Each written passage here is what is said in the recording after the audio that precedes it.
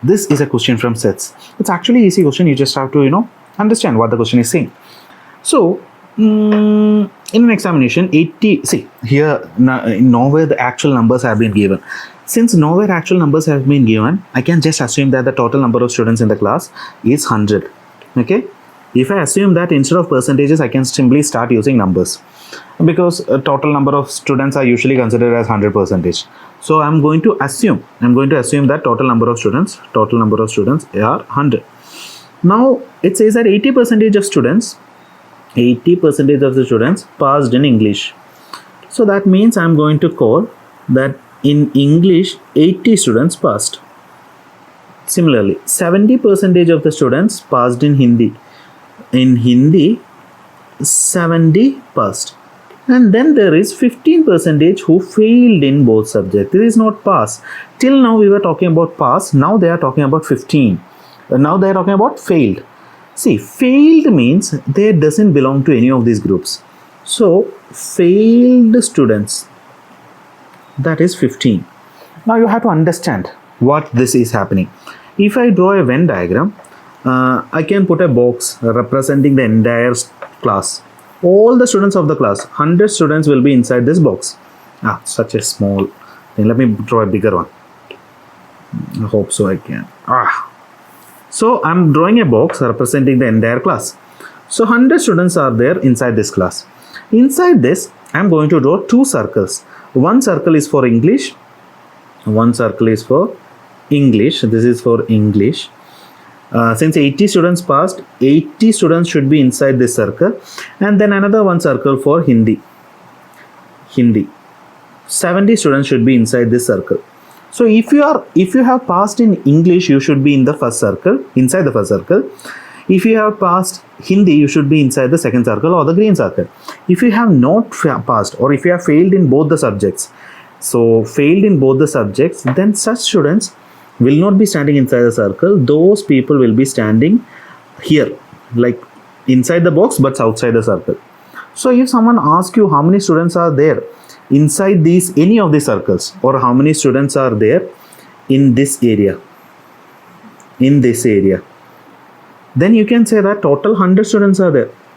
Out of them, I have to remove these 15 students who are outside, and remaining 85 students should be inside that circle. Okay, 85 students should be inside this circle. Now, this value is known as, this 85 is known as English, passed in English, Union, passed in Hindi. That basically means that they are inside the any of these circles. Okay, to find this value, now this actually, to actually get this value, there is one more thing. There is an equation known as A union B, or here we can use English union Hindi. English union Hindi will be number of students who passed in English plus number of students who passed in Hindi, and from that you have to subtract the number of students who have passed in both the subject English intersection Hindi. This N-like shape says that it is intersection. Now why are we subtracting this value? If you look at the students, when I'm adding this E, that is students who are passing in English, I'm adding all the people who are standing inside this area. All the students who are standing inside this area. Okay, who are standing inside English. Yeah, that's it. Now, after that, I'm adding H, or people who are passed in Hindi, to that thing. So I will be adding the students who are standing inside this circle into that group. Now, if you see, the middle area, in the middle area, I have double counted. In this area, if you see, I have double counted. It's like I'm asking people who passed in English to raise their right hand. All the people who passed in English rose their hand. And then there are people who passed in Hindi. I asked them to raise their left hand, and they did that. But then there will be some people with two hands. If I'm counting the number of hands, I'll be double counting the people who are passed both the subject. So therefore, I have to remove them once. If I remove this middle people once, what is going to happen is that, if I remove the people who passed, I'll be removing, I'll be removing them once, and then only everyone will only be counted once. Okay, to avoid this double counting, I'm subtracting that value. So that is a formula. Now if you look at that value, if I can find the union value from this, if I can find the union value from this, or wait, I already have the union value, it's already given. Inside this circle 85 people are there.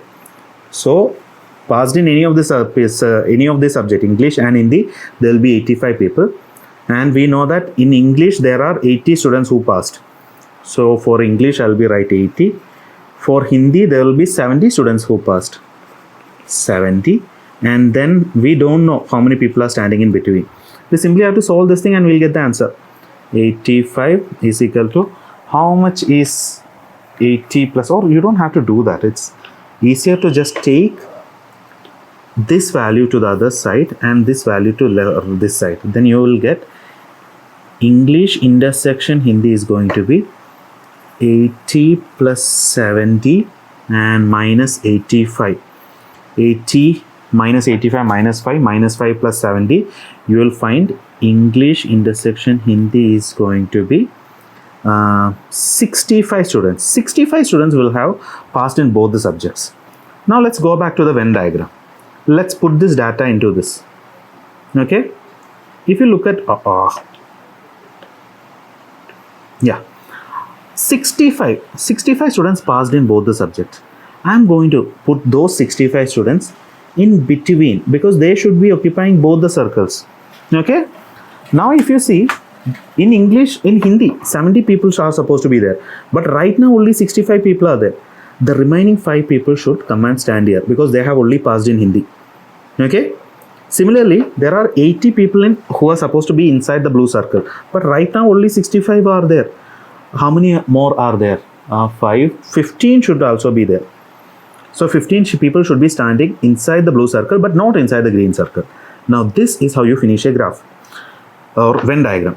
Now let's see what the question is asking. What percentage of students who failed only in one subject? See, failed only in one subject, you can also translate that same thing as passed only in one subject. Both means the same thing.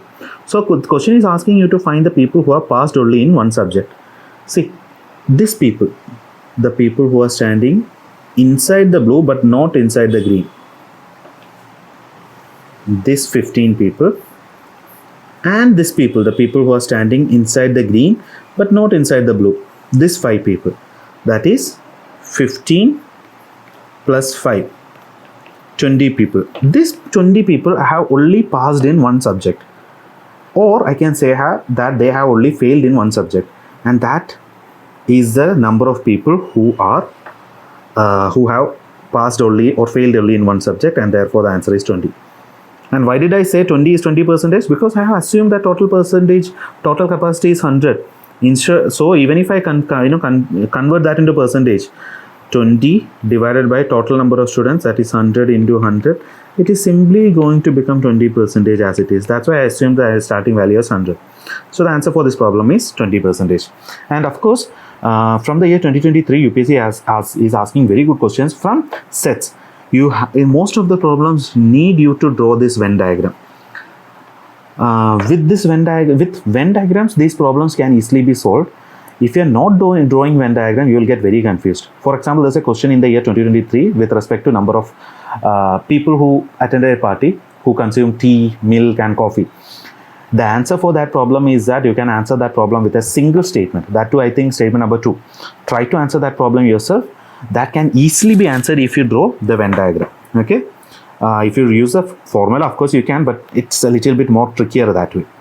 And in case if some place, like here I'm using this starting value as 100 because nowhere the actual numbers have been mentioned. But if the actual numbers have been mentioned, you can take the total students as T or X or something. You can say that this is T or something. Then the English students will be 80 by 100 into T. Hindi students will be 70 by 100 into T. Then you can simply take the values like that. Failed students will be 15 into T by 100. And you can just substitute that value and again go through the same process. So that's it with the problem from sets. Just practice your Venn. Thank you.